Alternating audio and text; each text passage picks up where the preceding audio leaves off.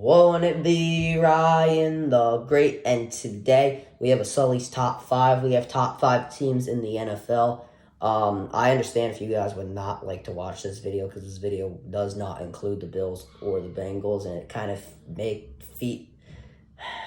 feels like it leaves a cold feeling in you, and it leaves a knot in your stomach that it reminds you of what happened. Currently at this time, we do not have any updates of when I'm filming this. As you guys saw in yesterday's video, I'm filming this on Tuesday, January 3rd. So at this time, we currently do not have any updates on Damar Hamlin and his status. But if and in the rest of the week's videos, you guys will not see that. You guys will not see me react to anything because all the videos are being filmed on Tuesday, January 3rd.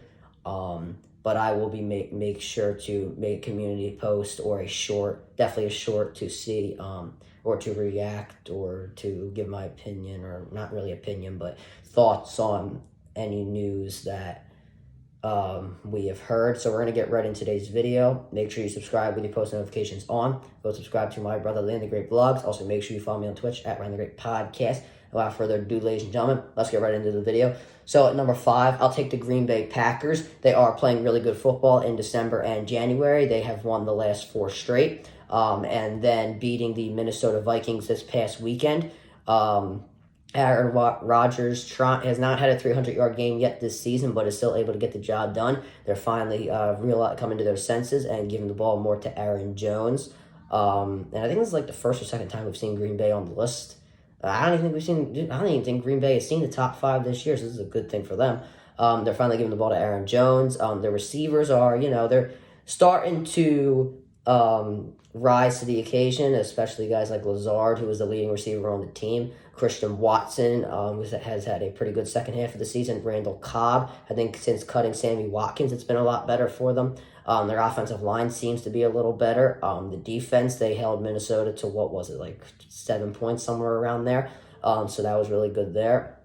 So I'll take the Packers at number 5. At number 4, I'll take the Philadelphia Eagles. While they did lose to the New Orleans Saints, that was without Jalen Hurts, they still have Devontae Smith, who had a 100-yard game. They still have A.J. Brown, who had, I think it was 90-plus yards, somewhere around there.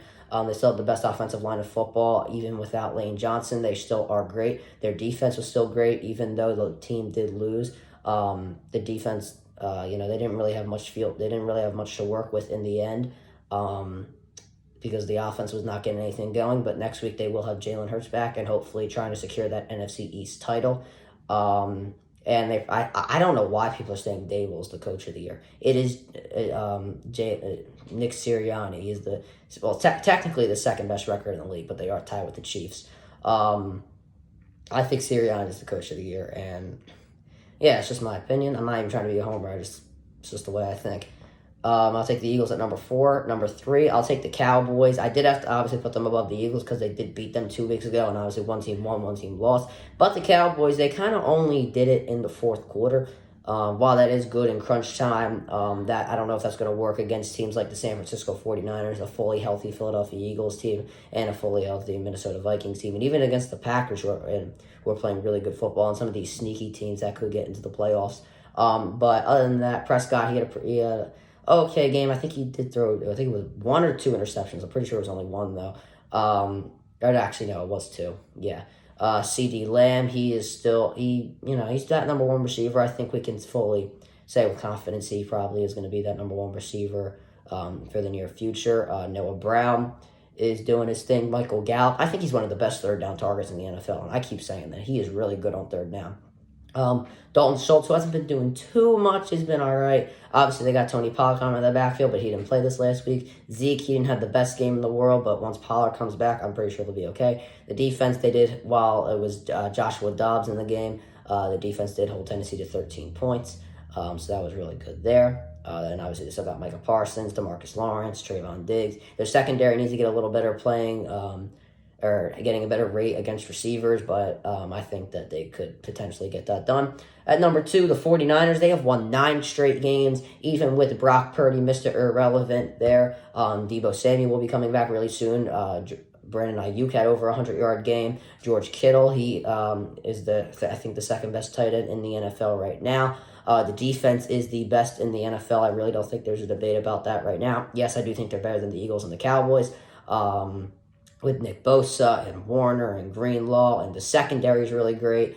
I mean, you need a whole army to stop Nick Bosa. That man is a beast. He is leading the league in sacks right now. I'll take the 49ers at number 2. At number 1, I will take the Chiefs. Even though they barely beat the Broncos, they did beat them by 3 points. The 49ers, I think, are better than these 3 teams, and they won in overtime. But the Chiefs, they still, obviously, Patrick Mahomes. They don't have Hardman. He will be back soon. Travis Kelce is the best tight end in the NFL right now. They obviously got Juju Smith-Schuster. They got Marquez Valdez-Scantling. I think they have a top 3 offensive line in the NFL right now. Isaac Pacheco, I don't know where he's come from, but he's coming out of the backfield. The defense it's better. They did give up 30 to the Broncos, but I think they might have been, not like trying to live up to the rise to the occasion. I don't think they were playing as hard to beat the Broncos because they know they just found Nathaniel Hackett and all that. But I'll take the Chiefs at number 1. And really not much more to say. We're still praying for Damar Hamlin. Keep that out there. And from here on out, all the videos for the rest of the week will be basketball. And I have a boxing video coming out on Saturday, I think it is. So you guys will see that. But for now, make sure you subscribe with your post notifications on. Go subscribe to my brother Ryan the Great Vlogs. Also, make sure you follow me on Twitch at Ryan the Great Podcast. And as always, Ryan the Great out. Peace.